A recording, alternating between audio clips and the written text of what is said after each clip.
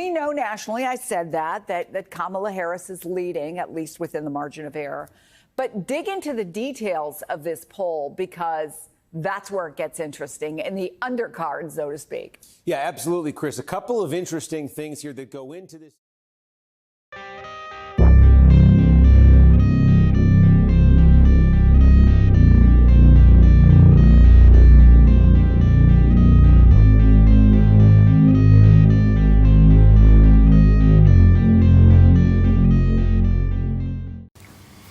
In the last election, the media lied about the polling. The reality is, they were not there to reflect the truth. They were there to promote a cause. They were pushing for Kamala Harris to be elected, and therefore they were doing polling that would reflect this desire. The simple fact is, most of the recognised pollsters, such as Reuters, Ipsos, Morning Consult, etc., were wrong. The issue here is that they once again were being paid by particularly the mainstream channels and mainstream media to promote a result. But here's the thing. Atlas, Intel, Rasmussen and Trafalgar were correct with their analysis on the elections continually through the process. I will have more on that later, particularly relating to Rasmussen. But for example, just have a look at NBC and MSNBC, their affiliate. They claimed that Harris was leading by 5.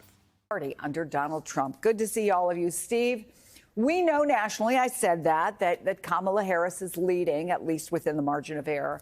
But dig into the details of this poll, because that's where it gets interesting, in the undercard, so to speak. Yeah, absolutely, Chris. A couple of interesting things here that go into this advantage for Harris in our poll. Number one is a gender gap, a massive gender gap. Here you see among men, Donald Trump leading 52-40. That's a 12-point lead for Trump there.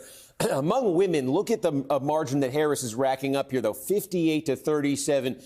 She's ahead in our poll by 21 points among women. So 21-12. That's a gender gap there of 33 points. And again, that's like 10 points higher than what we saw in the 2020-2016 elections, which both featured, historically massive gender gaps. So this would be something. Steve, can I stop you there? Because here's my rookie question. You'd think I'd never done politics before. When you have that big of a gap, don't women generally vote in larger numbers in presidential elections than men do? That would indicate to me almost a runaway race. And you will see that MSNBC and NBC were not Robinson Crusoe on the issue. They certainly weren't alone.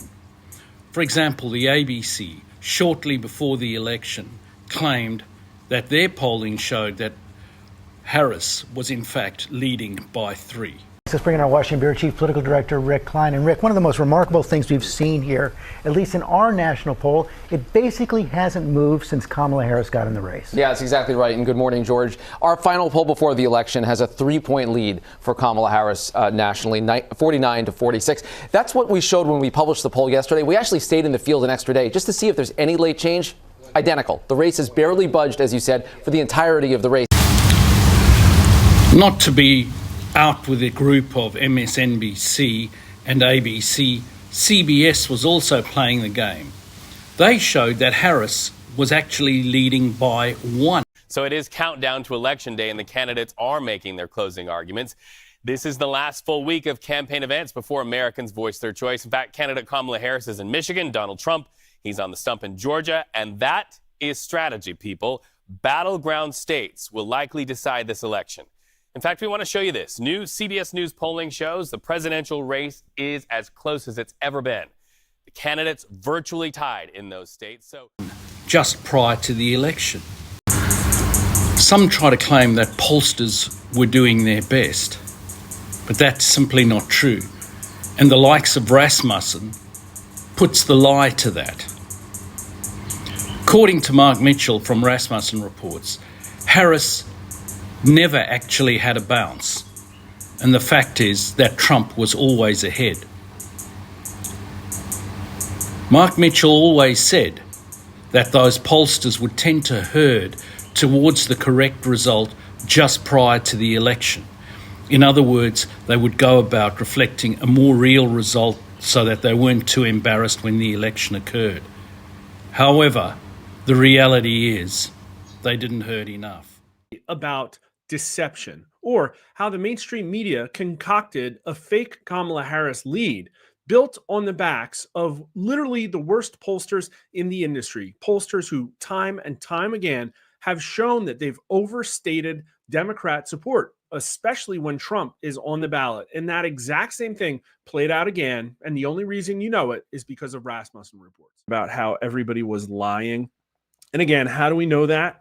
It's because the entire season since the switcheroo, we were putting out daily numbers. Everybody else was showing all these fake trends, but we were showing week after week that Donald Trump was basically hitting 2% the entire time.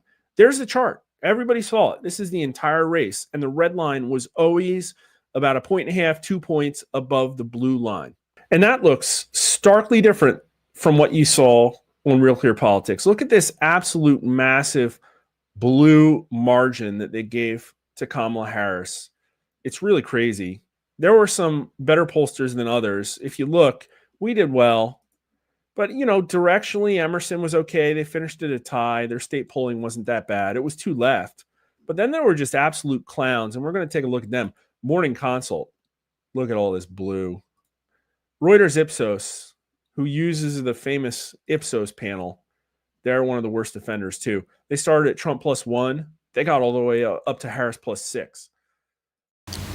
Now to another story.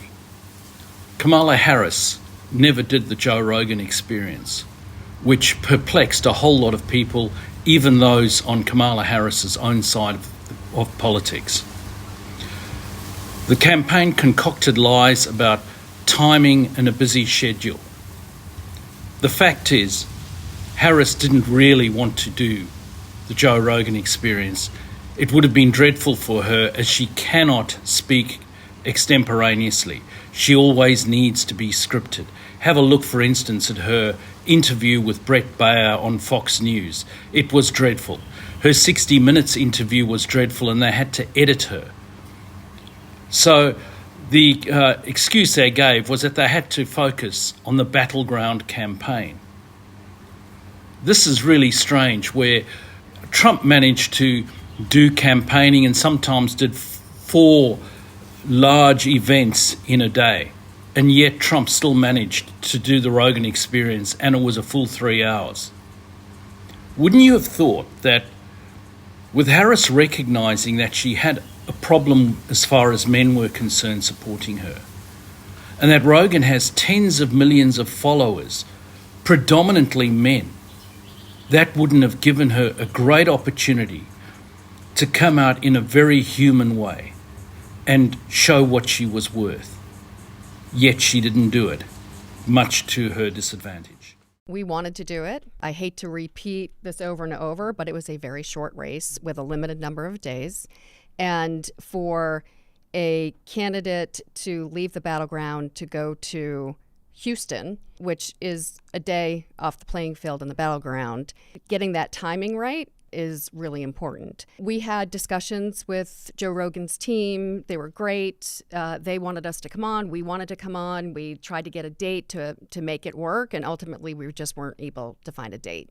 We did go to Houston, and she gave a great speech at an amazing event. The Beyonce event. I'm going to call it Reproductive Freedom. And we were hoping to be able to fit it in around that, and ultimately weren't able to do it. Joe Rogan actually clarified the issue. Harris was in Texas for a rally. Now, given the excuses that Kamala Harris's campaign gave for not doing the interview, that they needed to be in swing states, well, Texas was hardly a swing state. Rogan said that he was happy to do the interview with her at any time, even at midnight. He said she could swig some Red Bulls if she was tired. The reality is, as has elsewhere been reported in the news, is that Harris really wanted control. She didn't want to have a 3-hour long-form interview and discussion. She's hopeless at that. She wanted an interview at her location in a highly controlled manner, in the same way that the interview was done with Brett Baier and Fox News, where as soon as things started getting a little bit uncomfortable, her minders were waving to Brett Baier to stop. On you because she had an opportunity to come in. You could look at this and you say, oh, you're being a diva. But she had an opportunity to come here when she was in Texas, and I literally gave them an open invitation. I said, anytime. I said, if she's done at 10 o'clock, we'll come back here at 10 o'clock. I go, I'll do it at 9 in the morning. I'll do it at 10 p.m. I'll do it at midnight. She's up. She wants to, drink a Red Bull, fucking party on. Yeah. On to another story. Special Counsel Jack Smith called on all federal cases against Donald Trump to be dismissed.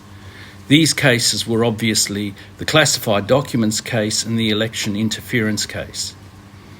The judge agreed to dismiss the cases, and so this clears the way for Donald Trump to be inaugurated.